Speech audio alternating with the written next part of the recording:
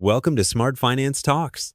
Wow, it feels like every day there's something new with AI, doesn't it? It's moving so fast, it's kind of hard to keep up. It really is almost overwhelming. And that's why we're here. Right, we're here to cut through that noise for you.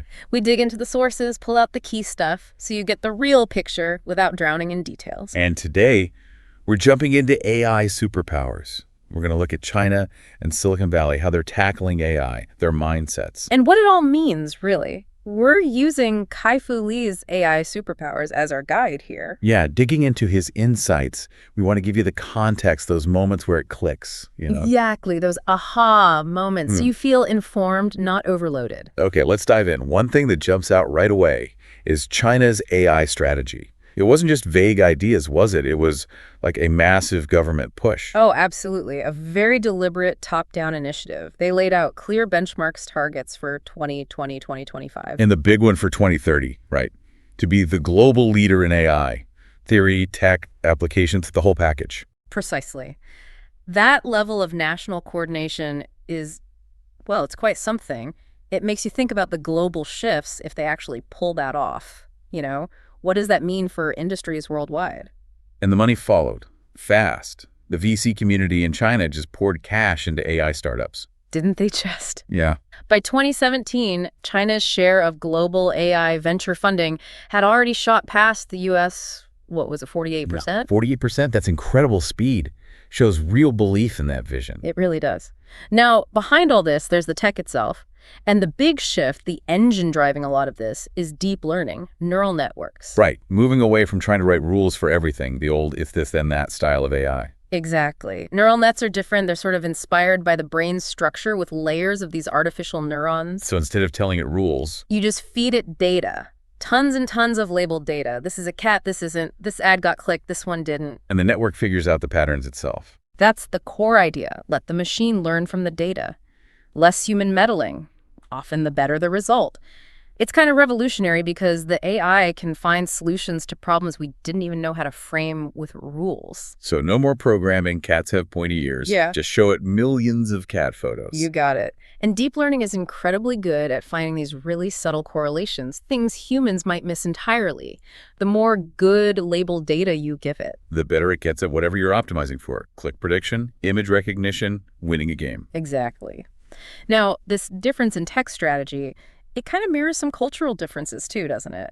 Especially around innovation versus, copying. Yeah, Silicon Valley has always had this pure innovation ideal, right? Copying is generally looked down on. Definitely. There's this strong emphasis on originality, on creating something totally new. That whole Steve Jobs dent in the universe ethos. It's about changing the world with your unique idea. But early Chinese tech had a different vibe, more of a copycat phase.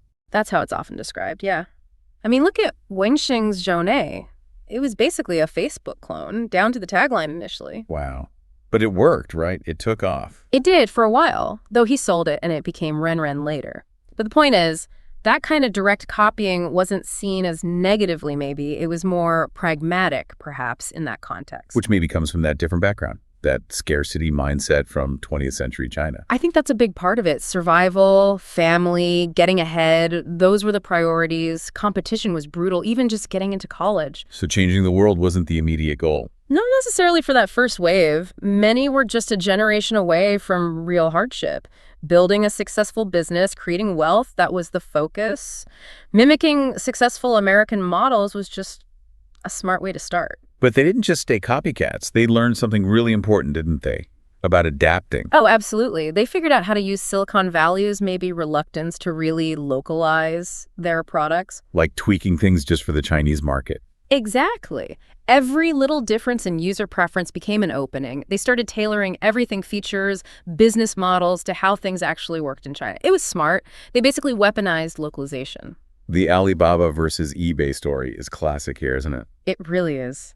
Jack Ma ran circles around eBay. eBay bought each net, tried to impose its global model. And Alibaba focused on things like trust, cash on delivery stuff that mattered to Chinese users then. Precisely. Same thing with Google and Baidu. Robin Li just relentlessly optimized Baidu for how Chinese users actually searched. I remember reading about the heat maps. American users clicking the top few links. Yeah, quick in and out, whereas Chinese users' heat maps were like all over the place. They spent longer, clicked more broadly. Totally different search behavior. Right. Maybe less trust in just the top results, more exploratory. Baidu catered to that. Google's cleaner page didn't quite fit. And this local understanding went beyond the product itself. It affected talent, too. Yeah, that was interesting.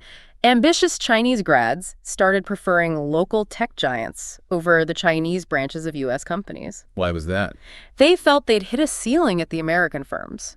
Like, country manager was the best they could hope for. They wanted global roles, bigger impact. And they thought a Chinese company offered a better shot at that. Exactly, or starting their own thing. So the local companies got the go-getters, while the U.S. firms sometimes ended up with managers who were maybe less aggressive in that hyper-competitive market. Pitting cautious managers against those gladiatorial entrepreneurs forged in the copycat wars. Yeah. You could see how that played out. For sure. And that internal competition shaped everything. China's internet wasn't just playing catch-up anymore. Right around 2013, things really shifted. Yeah, it became this alternate internet universe, as the book calls it, with its own rules, its own dynamics. Driven by mobile, right. Everyone getting smartphones. Massive mobile adoption between, 2009 and 2013, plus unique urban density and smartphones becoming wallets. Which paved the way for the super app, WeChat being the prime example. Totally. Everything rolled into one app, a very different model than the West's collection of separate apps.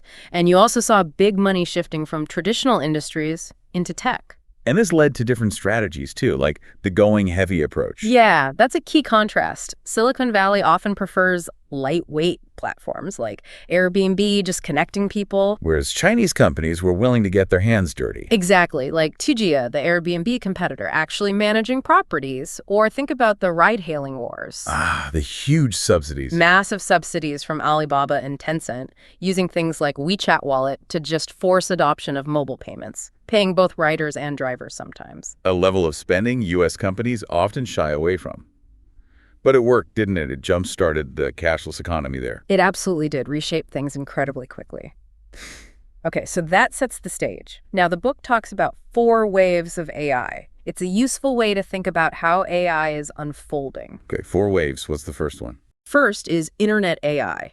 This is AI fueled by all the data we generate online automatically.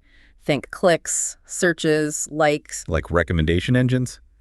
Or personalized news feeds? Exactly. Jinri Tuxiao ByteDance is the classic example. No human editors, just algorithms figuring out what you want to see, even rewriting headlines for maximum engagement. Wow, and apparently users spend a ton of time on it. They do. And this wave also includes using AI for things like spotting fake news. Tuxiao even trained AI to write fake news just to get better at detecting it. Clever. Okay, so that's Internet AI, wave 2. Business AI. This leverages the structured data that companies already have. Think banks, insurance companies, hospitals, years of records. So mining existing databases for insights. Right. Ant Financial's credit scoring is a great example, using tons of data points to offer loans to people traditional banks might ignore. Extending financial services. And in healthcare. Companies like RX Thinking using AI to help doctors diagnose illnesses from scans, especially helpful where specialists are scarce, making expertise more accessible. Okay. Waste perception AI. This is where AI starts to sense the real world seeing and hearing, digitizing the physical environment. So, smart speakers, facial recognition. And things like Alibaba's City Brain, using street cameras to optimize traffic flow. This is where the online and offline worlds really start merging. And hardware becomes crucial here, right? Sensors, devices. Absolutely. Which is why places like Shenzhen, the world's hardware capital, are so important for this wave. You need the devices to collect the perception data. Got it. And the 4th wave. Autonomous AI. Machines acting independently in the physical world.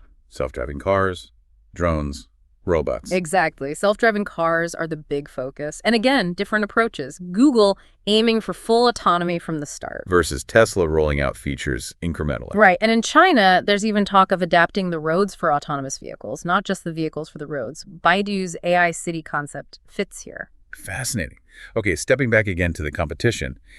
How do they approach going global? The book highlights a difference there, too. Yeah, it suggests Silicon Valley often aims for direct conquest, roll out the global product everywhere, maybe with minor tweaks. Whereas Chinese companies, they seem more likely to invest in and arm local startups in other countries. like backing the local insurgent rather than trying to be the giant themselves everywhere. Interesting strategy. Now, the book touches on it, but this whole idea of AGI, artificial general intelligence, Yeah. machines becoming truly conscious or super intelligent. Right, the singularity stuff, utopian dreams, dystopian fears, Elon Musk's summoning the demon. But the book kind of pulls back from that. Yeah, it emphasizes that's still theoretical. The reality now is what it calls the age of AI implementation, these 4 waves we just discussed. That's where the action is. But even this implementation phase has huge economic and social questions attached. Oh, definitely. AI is seen as a general-purpose technology like steam power or electricity. It changes everything. And the worry is it could worsen inequality, that great decoupling idea. Exactly. Productivity goes up, but wages and jobs for average people don't keep pace. And since AI is often software, it scales incredibly fast, so the disruption could be quicker than past tech shifts. Then it affects both blue-collar and white-collar work, right? Yeah, it's not just robots in factories. Algorithms can do cognitive tasks too, though physical robotics might roll out more slowly than software AI. Plus, there's the risk of monopolies forming, because whoever has the most data has a huge advantage. And beyond the economics, what about meaning? If work becomes less central to identity for many people.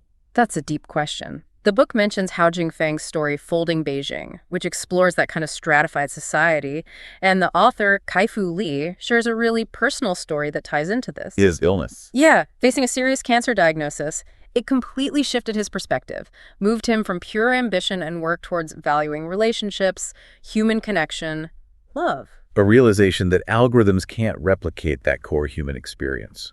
Exactly. Which leads to thinking about the future. Are technical fixes enough? Things like retraining programs or universal basic income. The book suggests maybe not entirely. Right. It contrasts the perhaps more optimistic take from China's tech elite on jobs with the deeper concerns often voiced in Silicon Valley. So what are the alternatives? It floats ideas like really focusing on human-machine collaboration, impact investing in service jobs that require empathy, maybe even a government social investment stipend that rewards things like caregiving or education. So building a future with AI, but one that consciously values the human element. That seems to be the thrust, finding ways to reward those socially valuable, uniquely human contributions. Okay, so wrapping this up, we've covered a lot, the different paths of China and Silicon Valley in AI. The power of deep learning, the whole copycat to innovator journey. Adapting locally, the super apps going heavy. The 4 waves of AI rolling out. And these really profound economic and, well, human questions that come with it. Understanding these dynamics feels pretty essential right now, doesn't it? It's not just tech, it's about the societies we're building. Absolutely. Which leaves us, and you, with a big thought. Where do you see yourself in all this?